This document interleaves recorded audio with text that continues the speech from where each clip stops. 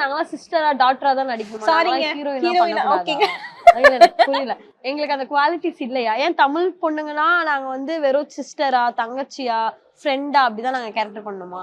நாங்களும் ஹீரோயின் பண்ணுவோம். எங்களுக்கு ஒரு ஹீரோயின் பேச்சுக்கு பண்ணணும்னு ஆசையா கேட்டேங்க, இருக்கு. எங்க கோச்சுக்கிறீங்க? இல்லங்க அது அப்படிதாங்க இருக்கு. ஓகே. நாங்களும் அவ்வளவு எஃபர்ட்ஸ் போட்டு எல்லாமே நாங்களும் எங்களை க்ரூம் பண்ணிக்கிறோம். எங்கள லைக் எங்களோட இதுவை நாங்க டேக் கேர் பண்ணிக்கிறோம்.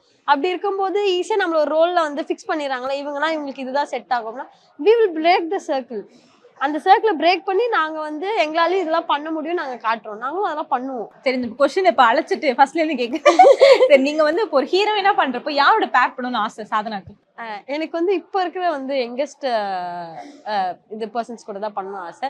ரொம்ப மெச்சூர்டா இருக்கக்கூடாது, ஸ்வீட்டா அந்த மாதிரி.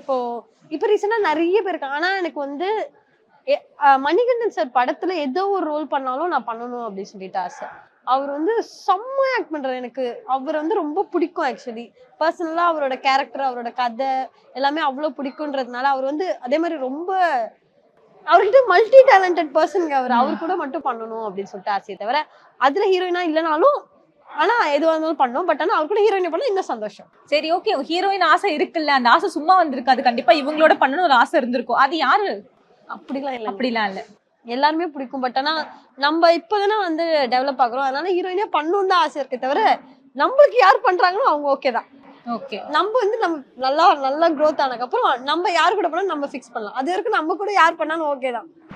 அண்ட் நாங்க லைட்டா இன்னொன்னு கேள்விப்பட்டோம், அடுத்த சீசன் வந்து பிக் பாஸ்க்கு வந்து சாதனா போறீங்க. எனக்கும் ஆசைதான். என்னையும் கூப்பிடுங்க. நீங்க கூப்பிடுங்க, நான் வரேன்னு சொல்றேன். நான் 3 months இல்ல 4 months கூட வந்து நான் வந்து ஒர்க் பண்றேன் உங்களுக்காக. நீங்க வந்து என்னோட டேட்ஸ் வந்து உங்களுக்காக நான் ஃப்ரீ பண்ணிக்கிறேன். By the way I am very busy. உங்களுக்காக வேணா நான் ஃப்ரீ பண்ணிக்கிட்டு நான் வந்து பிக் பாஸ் ஒர்க் பண்ணி தரேன். If you are interested please text me or call me. போதும். இப்போ வந்து அந்த ஜோக்ஸ் அப்பார்ட், ஆக்சுவலி நீங்க சாச்சனா உள்ள இருந்தப்போ நீங்க அந்த as a ஃபேமிலியை ஹேண்டில் பண்ண விதம் வந்து ரொம்ப டஃப்பா இருந்துச்சு. ஏன்னா நிறைய சேனல்ஸ் இன்டர்வியூ கேட்டிருப்பாங்க. இன்னொன்னு வந்து நிறைய விமர்சனங்கள் இருந்துச்சு. சோ எப்படி அதை ஹேண்டில் பண்ணீங்க? ஆக்சுவலி அவளுக்கு உள்ள அவ எவ்வளவு கஷ்டப்பட்டாலும் தெரியல. அதோட ட்ரிபிள் மடங்கு நான் வெளில கஷ்டப்பட்டேன். ஏன்னா லைக் ப்ராப்பரா நாங்க வந்து இந்த ஃபீல்டுல ஃபுல்லா வந்து இன்வால்வ் ஆனது இல்ல. நிறைய இன்டர்வியூஸ் பார்த்தது இல்ல, நிறைய ஷோஸ் பண்ணது இல்ல, எதுவுமே பண்ணது இல்ல. லைக் இது வரைக்கும் நாங்க பண்ண ஷோஸே வந்து ஒரு 4-5 ஷோஸ் தான் பண்ணிருக்கோம். இப்போ வரைக்குமே ஃப்ரம் தி ஸ்டார்ட் இப்போ வரைக்குமே ஒரு 4-5 ஷோஸ் வந்து பண்ணிருக்கும் போது எங்களுக்கு அதை பத்தி எதுவுமே பெருசா ஐடியாவே இல்லை. லைக் ட்ரெஸ்ஸஸ் எப்படி கொலாப் வாங்கணும், ட்ரெஸ்ஸஸ் என்ன பண்ணணும்.